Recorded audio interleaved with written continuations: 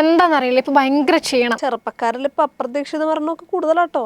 ഇനി കൊറോണ വന്നു പോയിട്ടിരിക്കോ, അല്ലെങ്കിൽ വാക്സിൻ എടുത്തതിന്റെ സൈഡ് എഫക്റ്റ് ആയിരിക്കുമോ? ഇങ്ങനത്തെ സംശയങ്ങളൊക്കെ ഇപ്പം എല്ലാവർക്കും ഉണ്ടല്ലോ. അതുകൊണ്ട് 2021 ഒക്ടോബർ 1 മുതൽ 2023 മാർച്ച് 31 വരെ വിവിധ ആശുപത്രികളിൽ പെട്ടെന്ന് മരണം സംഭവിച്ച യുവാക്കളെ പരിഗണിച്ച് നടത്തിയ ഒരു പഠനത്തിൽ ചില കണ്ടെത്തലുകളുണ്ട്. അതിൽ പറഞ്ഞിരിക്കുന്നത് കോവിഡ് വാക്സിൻ എടുത്തവർക്കാണ് എടുക്കാത്തവരെക്കാളും മരണനിരക്ക് കുറവ്. അങ്ങനെ കോവിഡ് വാക്സിൻ കൊണ്ട് പ്രത്യേകിച്ച് സൈഡ് എഫക്ട്സ് ഒന്നും ഉണ്ടായതായിട്ട് ഒന്നും പറയുന്നില്ല. പിന്നെ കോവിഡ് വാക്സിൻ്റെ കാര്യം മാത്രമല്ല, ഇക്കാലയളവിൽ ഇറങ്ങിയ എല്ലാ വാക്സിൻ്റെ കാര്യത്തിലും അങ്ങനെ തന്നെയാണ്. അത് മാത്രമല്ല, കോവിഡൊക്കെ ബാധിച്ച് ഹോസ്പിറ്റലിൽ അഡ്മിറ്റ് ആയവരിൽ പിൽക്കാലത്ത് മരണസാധ്യത കൂടുതലുണ്ട്. പിന്നെ പുകവലിക്കാരിൽ മരണസാധ്യത കൂടുതലുണ്ട്. പിന്നെ 48 മണിക്കൂറിനുള്ളിൽ അമിതമായിട്ട് വ്യായാമം ചെയ്തവരിൽ മരണസാധ്യത കൂടുതലുണ്ട്.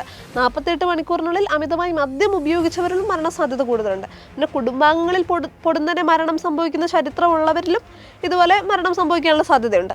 ഏതൊരു വാക്സിൻ ഉപയോഗിക്കുമ്പോഴും 10 ലക്ഷത്തിൽ ഒരാൾ എന്നൊരു കണക്കിലാണ് അതിന്റെ സൈഡ് എഫക്റ്റ് ഉണ്ടാവുന്നതാണ് പഠനങ്ങൾ പറയുന്നത്. ഈ കണക്ക് തന്നെയാണ് കോവിഡ് വാക്സിന്റെ കേസിൽ സംഭവിച്ചിട്ടുള്ളത്. ഇപ്പോൾ ഓരോ രോഗത്തിന്റെയും സ്വഭാവം അനുസരിച്ചാണ് അതിന്റെ വാക്സിൻ നിർമ്മിക്കുന്നത്. രോഗത്തിന്റെ വ്യാപന ശേഷി, അപകട സാധ്യത, ഈ വിവരങ്ങളൊക്കെ കണക്കിലെടുത്തായിരിക്കും വാക്സിൻ നിർമ്മിക്കുന്നത്. അതോടൊപ്പം വാക്സിന്റെ സുരക്ഷിതത്വം, ആനുകൂല്യം ഇതൊക്കെ പരിഗണിച്ചാണ് ഇത് മനുഷ്യ ശരീരത്തിലേക്ക് ഉപയോഗിക്കണോ വേണ്ടോ എന്നൊരു തീരുമാനത്തിലേക്ക് എത്തുക. 2020 ജനുവരി 11 തൊട്ടാണ് ഈ കോവിഡ് വാക്സിന് വേണ്ടിയുള്ള ഗവേഷണം സയന്റിസ്റ്റുകൾ ആരംഭിക്കുന്നത്.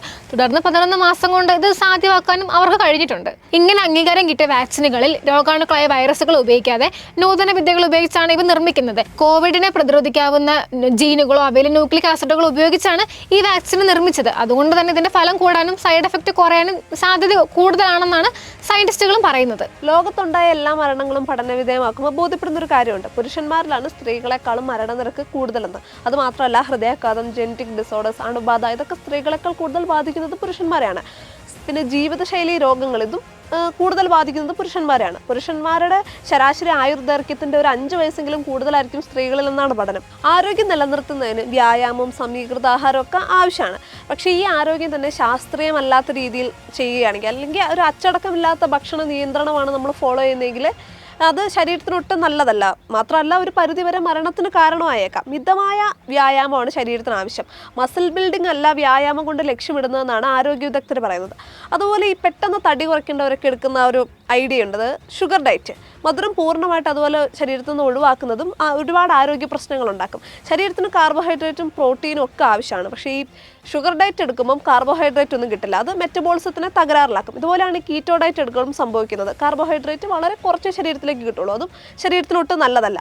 ഈ കോവിഡ് പോലെ ഒരു അണുബാധ നമ്മുടെ ശരീരത്തിൽ വന്നു കഴിഞ്ഞാൽ റെസ്റ്റ് ആവശ്യമാണ്. റെസ്റ്റ് എന്ന് വെച്ചാൽ ബെഡ് റെസ്റ്റ് അല്ല, നമ്മൾ ഡെയിലി ചെയ്യുന്ന കാര്യങ്ങൾ നമ്മളെ കൊണ്ട് പറ്റുന്ന രീതിയിൽ ചെയ്യുക. ശരീരം പൂർവ്വസ്ഥിതിയിലായി കഴിഞ്ഞതിന് ശേഷം മാത്രം പണ്ട് ചെയ്ത പോലെ എക്സസൈസുകളൊക്കെ വീണ്ടും തുടരുക. അനുബന്ധ രോഗങ്ങളോ തുടർച്ചയായി ക്ഷീണമുള്ളവരൊക്കെ ഡോക്ടേഴ്സിനെ കണ്ട് അവരുടെ നിർദ്ദേശം അനുസരിക്കുന്നതായിരിക്കും നല്ലത്. പിന്നെയുള്ളൊരു കാര്യമാണ് നമ്മുടെ ഭക്ഷണശീലം എന്നുള്ളത്. ഈ സമീകൃത ആഹാരമൊക്കെ കഴിക്കുന്ന മലയാളി യുവജനങ്ങളൊക്കെ എന്തായാലും കുറവാണല്ലോ. എല്ലാവർക്കും ജങ്ക് ഫുഡ്സിനോടാണ് താല്പര്യം. കുട്ടികളും ഇപ്പോൾ അതാണ് കൂടുതലായിട്ട് കഴിക്കുന്നത്. ഈ കുട്ടികൾക്കൊക്കെ ചെറുപ്രായത്തിലെ അമിതമായി വണ്ണം വയ്ക്കുന്നതിൻ്റെയൊക്കെ ഒരു കാരണം ഒരു പരിധിവരെ ഇതൊക്കെ തന്നെയാകാം. പിന്നെ പ്രായഭേദമന്യേ മലയാളികൾക്കിടയിലുള്ള ഒരു പ്രവണതയാണ് അറബ് ഫുഡ്സ് കൂടുതലായിട്ട് കഴിക്കുക എന്നുള്ളത്. ഇതൊന്നും കഴിക്കരുതെന്നല്ല, നമ്മൾ കഴിക്കുന്ന അളവാണ് പ്രശ്നം. ഇതിൻ്റെയൊക്കെ അളവ് നിയന്ത്രിക്കുക എന്നുള്ളത് പ്രധാനമാണ്.